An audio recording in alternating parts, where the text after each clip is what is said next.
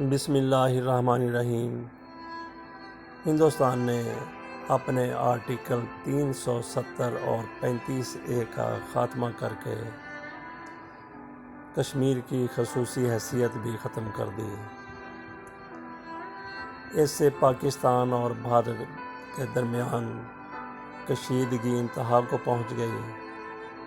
پاکستان نے تجارت پر پابندی لگا دی، ریل روک دی، کئی اور پابندیاں بھی عائد کر دیں۔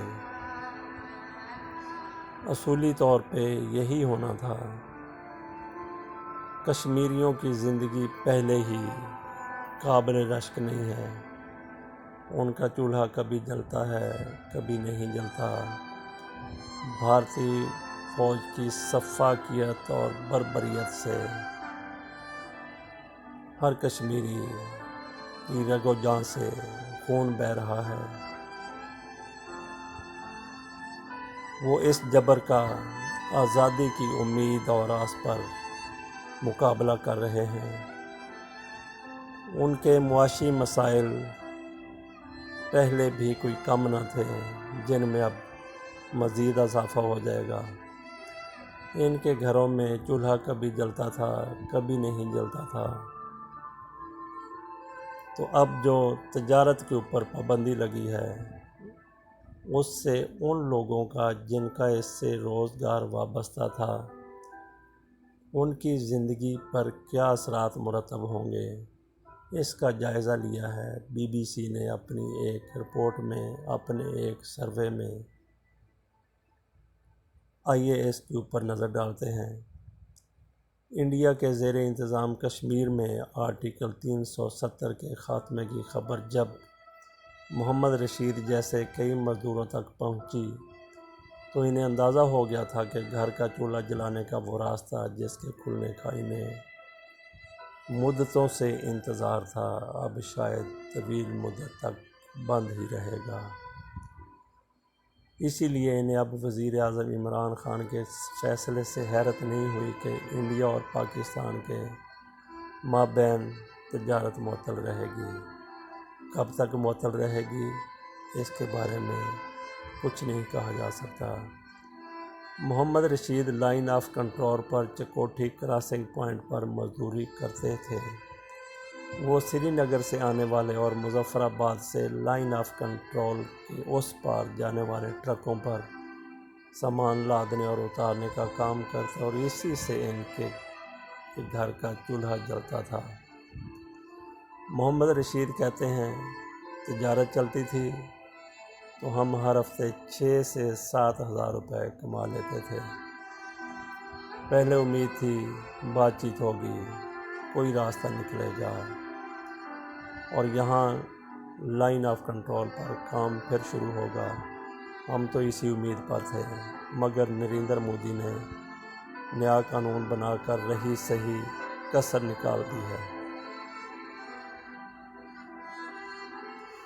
یہ صورتحال لائن آف کنٹرول کے اس پار ہی نہیں بلکہ تاجروں کا کہنا ہے کہ تجارتی راستے بند ہونے سے انڈیا کے زیر انتظام کشمیر، مقبوضہ کشمیر میں بھی مزدور طبقے کی حالت بدتر ہوئی ہے۔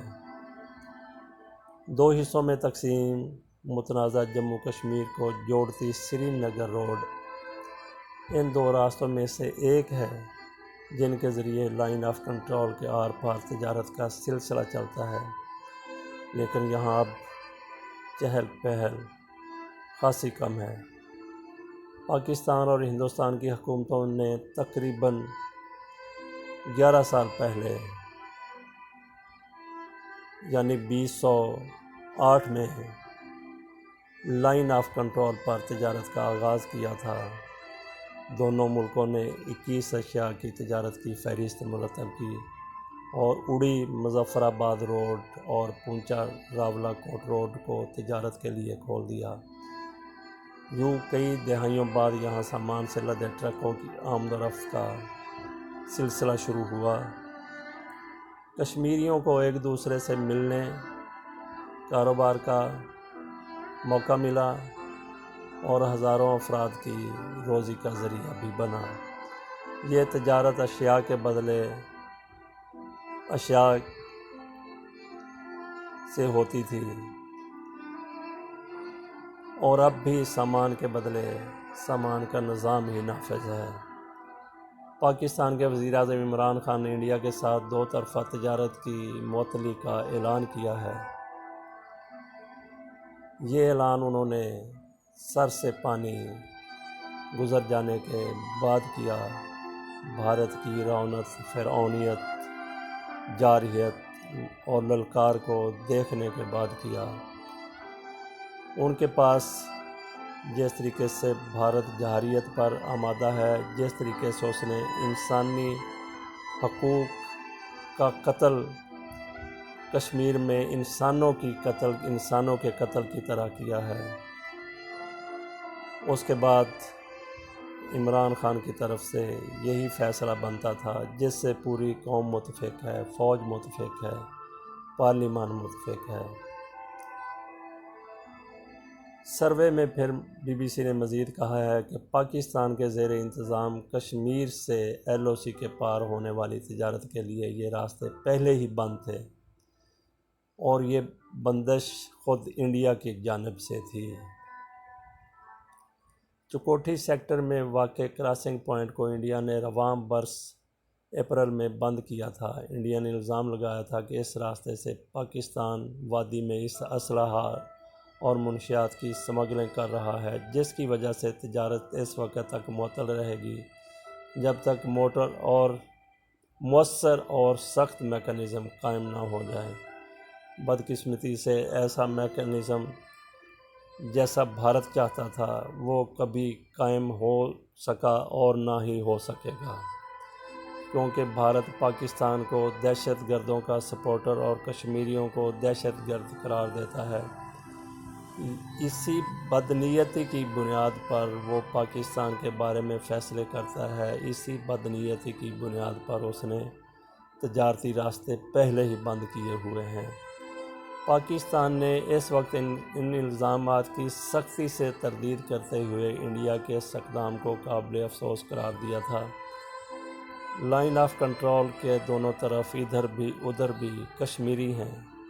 یہ ایک ڈسپیوٹ ضرور ہے، لیکن کشمیری آپس میں ان کے خون کے رشتے ہیں، آپس میں ان کی قرابت داریاں ہیں، آپس میں ان کی رشتہ داریاں ہیں، آپس میں ان کے کاروبار ہیں۔ تو ان سب سے ان کا تعلق منقطع کر دینا، اس سے بڑی انسانیت کی توہین نہیں ہو سکتی۔ اب آ جاتے ہیں محمد رشید کی طرف۔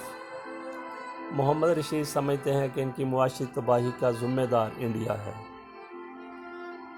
اور بالکل دوسری طرف کے کشمیری بھی یہی کہتے ہیں، یہی سمجھتے ہیں۔ انڈیا نے 4 مہینے پہلے ٹریڈ بند کرنے کا اعلان کیا۔ محمد رشید کہتے ہیں کہ مجھ سمیت 300 سے زیادہ مزدور گھر بیٹھ گئے، ہمارے چولہے ٹھنڈے پڑ گئے۔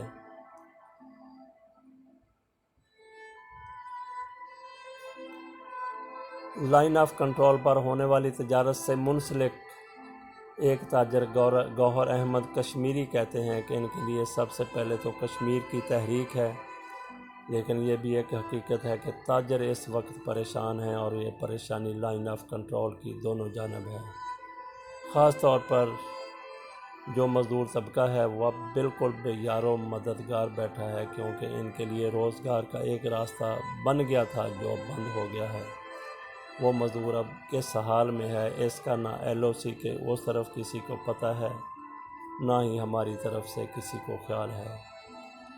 یہ تاجر کہتے ہیں کہ چکوٹھی سیکٹر پر گودام 4 ماہ سے بھرے ہوئے ہیں، مگر اب وہ مال نہ ہم وہاں سے واپس لا سکتے ہیں، نہ LOC کی دوسری طرف لے جا سکتے ہیں۔ سسٹم جام کر کے رکھ دیا گیا ہے۔ فیصل آباد، لاہور، پنڈی کی منڈیوں سے سامان اس لیے خریدا تھا کہ اس پار بھیجنا تھا، مگر انہوں نے جو پابندی لگائی اس نے سب ختم کر دیا۔ تاجر بھی مارا گیا، دکاندار بھی مارا گیا اور منڈیاں بھی تباہ ہو گئیں۔ اس وقت کوشش ہو رہی تھی کہ آج نہیں تو کل کھل جائے گا، مگر اب انڈیا نے جو صورتحال پیدا کر دی، اب اس کا کوئی حل نظر نہیں آ رہا۔ گوہر احمد کشمیری کے مطابق دونوں جانب جن 21 اشیاء کی لین دین کی اجازت تھی ان میں سب سے مشہور سری نگر سے آنے والی کشمیری شالیں ہاتھوں ہاتھ بکتی تھی۔ اس کے علاوہ دونوں طرف پھل، مسالہ جات، قالین اور فرنیچر وغیرہ کا کاروبار کیا جا رہا تھا۔ مقبوضہ کشمیر سے آنے والی اشیاء میں خشک جڑی بوٹیوں، پھلوں اور سبزیوں کے علاوہ قالین، لکڑی کے فرنیچر، کڑھائی والے ملبوسات وغیرہ شامل ہیں، جبکہ آزاد کشمیر کی جانب سے چاول، اخروٹ، دالیں، عطر،